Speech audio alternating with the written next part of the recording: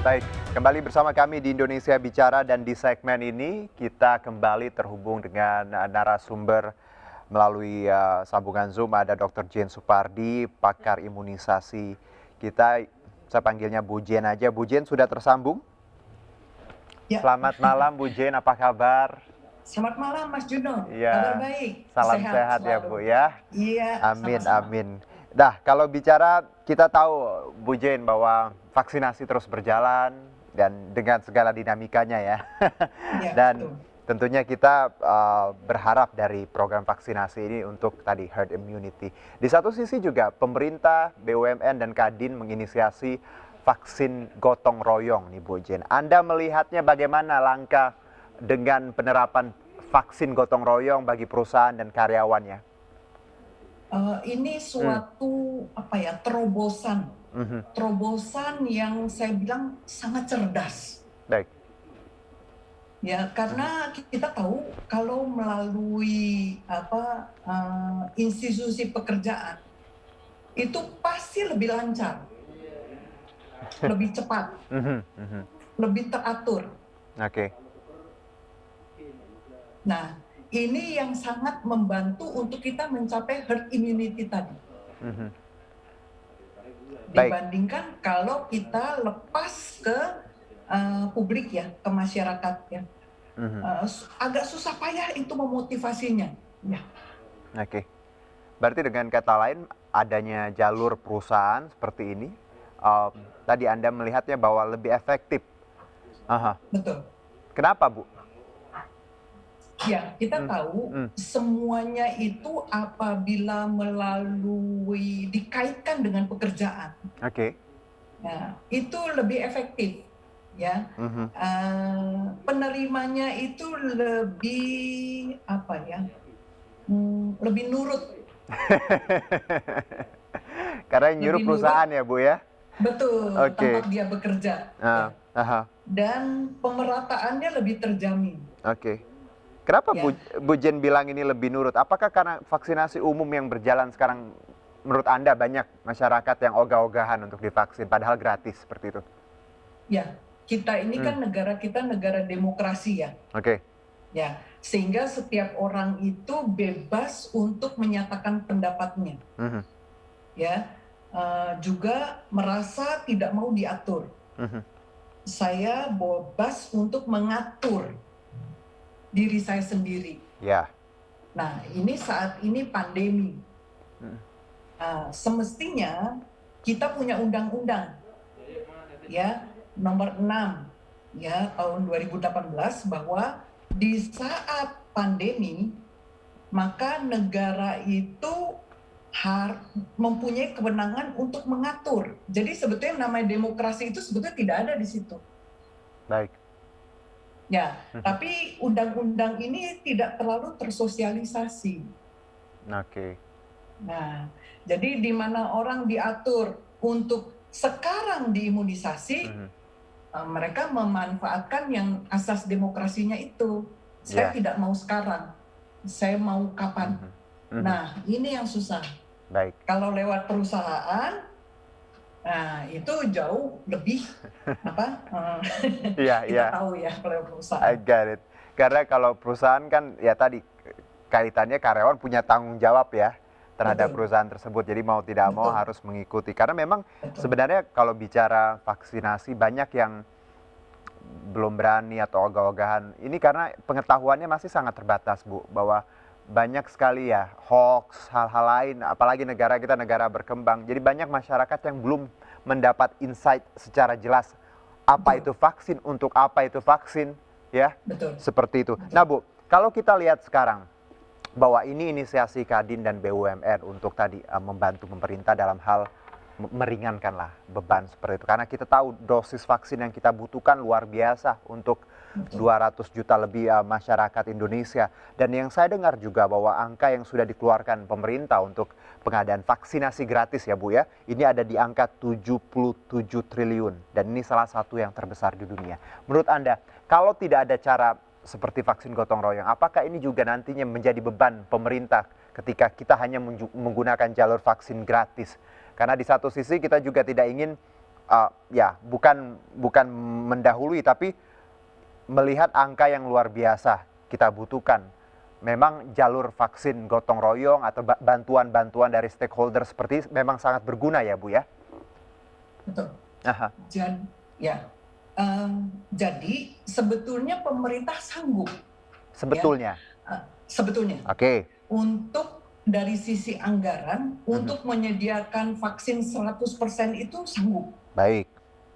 Ya, masalahnya adalah kendala mulai dari ketersediaan vaksinnya. Jadi kita punya uang, ya, tetapi yang penyedia vaksinnya itu kan ya, dia tidak siap sebanyak yang kita butuhkan. Betul. Seperti itu.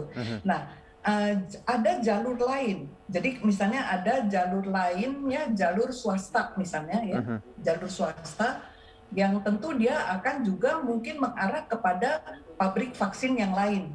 Ini kebetulan memang sudah diatur, jenis vaksinnya tidak boleh sama, supaya tidak kacau nanti di lapangan. Ya. Nah, jadi yang jalur swasta ini sama sekali tidak mengganggu yang pemerintah, karena dia belinya ke sumber yang lain. Baik. Nah, ini kan berarti sangat membantu dari sisi yang tadi. Penyediaan. Sumber yang dari pemerintah tadi kan terbatas. Baik. Nah, dengan ada jalur swasta, keterbatasan itu dibuka. Jadi ada pintu untuk mendapat sumber yang lain. Baik.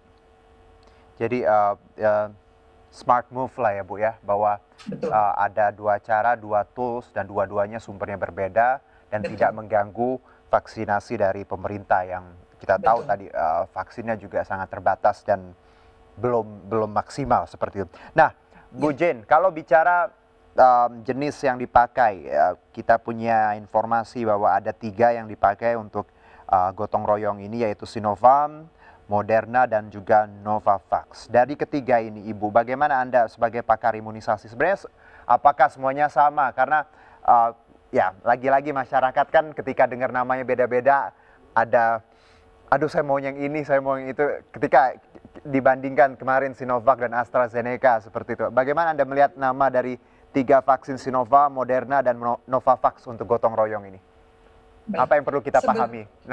Ya, kalau catatan saya tidak tahu dari Pak Kadin tadi, ya, jenis vaksinnya itu apakah itu ya Sinovac?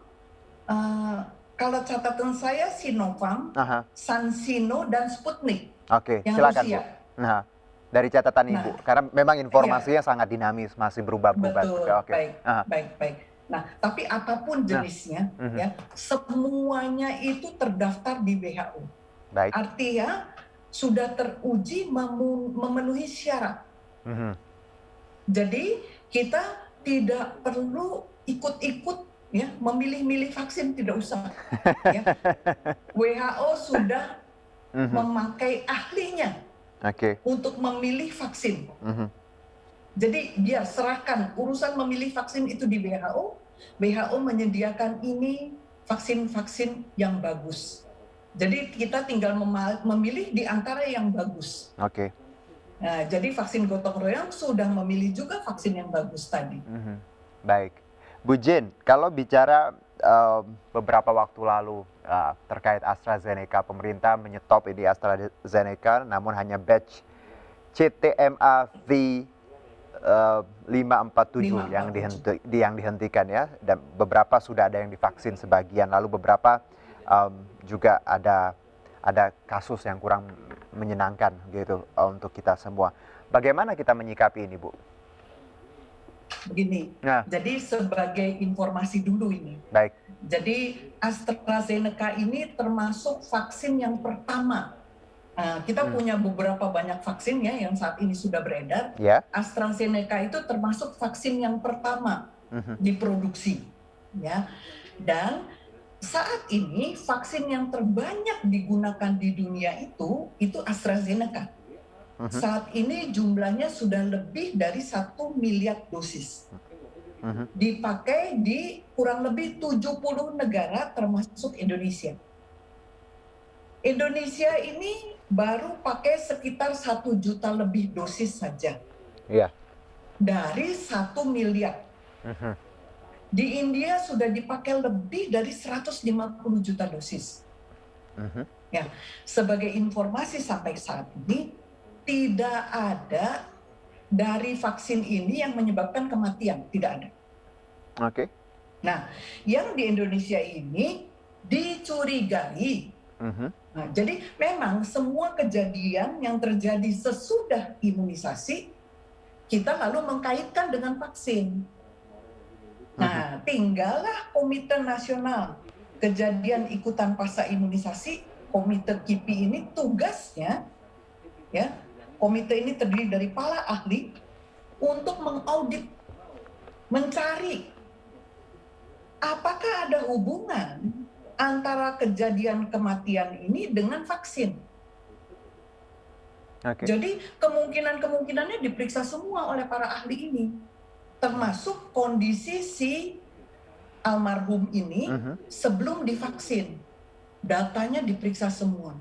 Nah, termasuk peristiwa apa saja yang dilalui sebelum itu. Pernah berobat kemana, pernah mengkonsumsi obat apa, melakukan apa, itu semua dicari. Baik. Gitu. Nah, di dunia yang meninggal tentu ada, sudah divaksin lalu meninggal ada. Dan datanya itu cukup lengkap. Dan sudah terbukti bahwa berdasarkan data yang itu, terbukti kematian itu tidak ada hubungannya dengan vaksin. Baik. Nah, Indonesia lah untuk tinggal 2 kasus lagi, karena 2 kasus yang lain sudah ada datanya membuktikan bahwa 2 kasus itu Bukan karena meninggalnya vaksin. karena yang lain. Baik. Tinggal 2 kasus yang di DKI ini saja yang datanya masih kurang lengkap. Oke. Sehingga menunggu Bio Farma untuk melakukan pengujian terhadap 1 batch vaksin ini saja dari 40 batch yang ada. Baik. Demikian. Jadi pengujiannya untuk batch yang ya kita sebut ada masalah ini masih sangat dinamis, masih berlangsung. Jadi kita tunggu ya Bu ya hasilnya. Betul. Karena dari berkaca dari kasus yang sama di luar negeri tadi tidak ada kaitannya dengan vaksin ketika data itu sudah dilihat. Semoga nanti kita mendapatkan informasinya ya Bu ya. Karena kita ingin ya masyarakat juga penerima punya hak dong untuk tahu ya ini apakah informasi ini benar atau tidak. Jadi kalau bicara ketakutan Bu ketika ada kasus ini terjadi di DKI lagi di ibu kota ya, dan beredar kabar juga bahwa yang pertama yang almarhum yang meninggal itu keadaannya sehat, masih muda, masih bekerja sehari sebelum vaksin.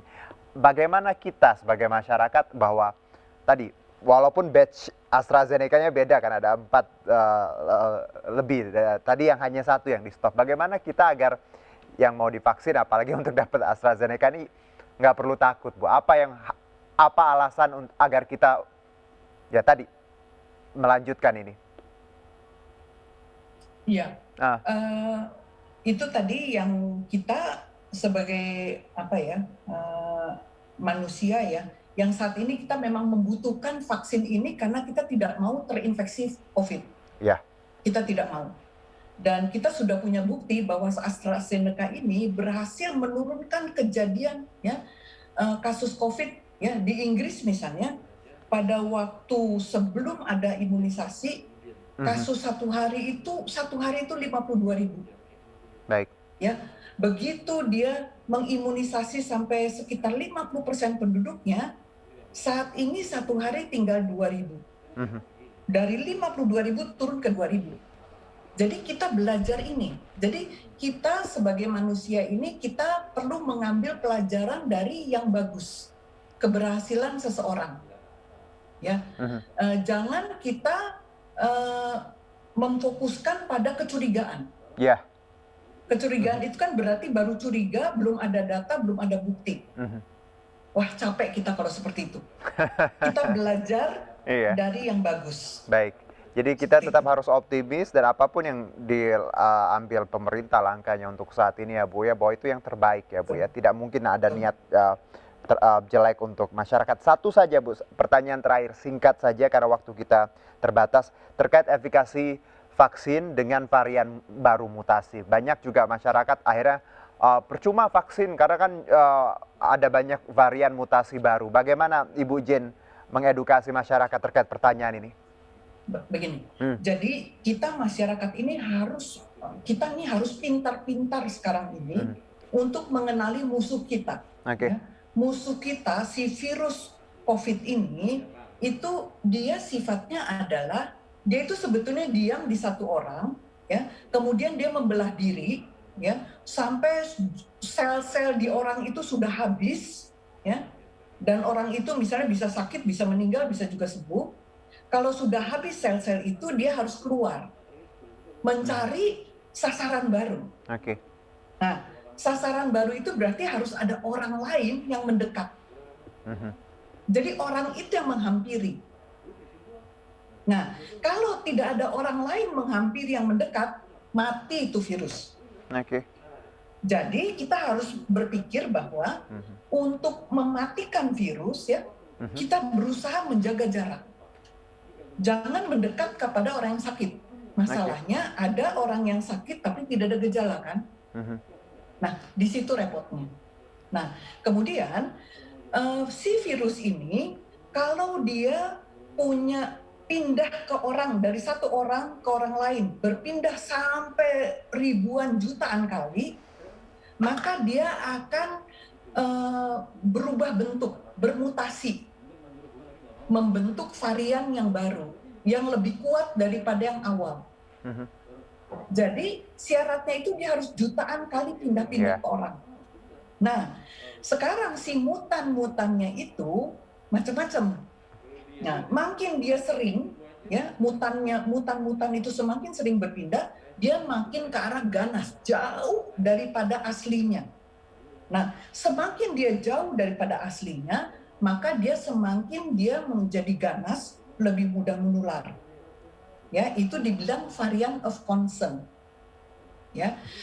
Lebih jauh lagi dia bermutasi, pindah-pindah lagi menjadi variant of high consequence. High consequence. Di mana tidak mempan, tidak bisa terdeteksi. Diimunisasi pun dia tidak mempan. Oke. Nah, ini yang kita takut. Saat ini yang ada, ya, baru sampai variant of concern. Itu adalah yang lebih mudah menular, dan kalau menular lebih parah orangnya. Baik. Itu kenapa? Jadi kita, ya, jangan, kita pintar, manusia pintar. Jangan sampai virus ini pindah. Jadi jangan dekat-dekat. Antar orang yang kita tidak tahu sakit atau tidak. Siapapun kita harus curigai dia sakit. Seperti itu saja. Oke, baik. Dan kalau ada fasilitas atau akses vaksin harus mau ya Bu ya, sayang kalau tidak dilewatkan. Karena ini untuk bersama, bukan hanya untuk diri sendiri tapi orang-orang yang di sekitar kita yang kita cintai. Bu Jen, terima kasih sekali, insightful sekali pembicaraan kita dan juga ilmu tadi yang Ibu Jen berikan agar kita memahami maksud dan tujuan vaksinasi ini. Selamat malam Bu Jen, selamat beristirahat dan juga salam sehat Bu. Salam sehat. Baik, demikianlah perbincangan kita di segmen ini. Tetap bersama kami, kita akan kembali setelah jeda pariwara.